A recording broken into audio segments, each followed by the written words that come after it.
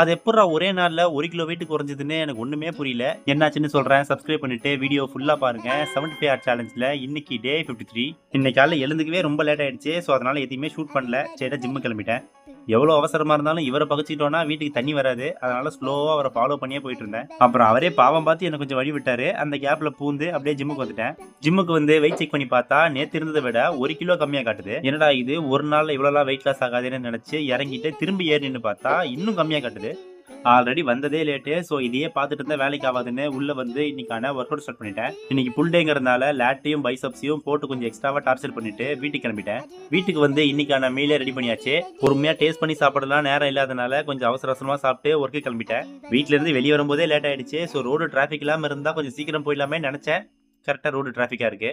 அப்படியே ஒரு சிக்னலா தாண்டி எப்படியோ ஒரு வழியா ஆஃபீஸ்க்கு வந்துட்டேன்.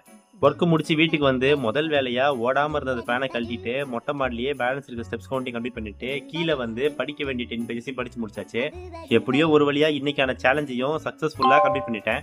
அண்ட் நீங்களும் என்ன மாதிரியே டிரான்ஸ்ஃபார்ம் ஆகணும்னு நினைச்சிட்டு இருக்க ஒரு ஆளா இருந்தா மறக்காம சப்ஸ்கிரைப் பண்ணிக்கங்க. நாளைக்கு பார்க்கலாம்.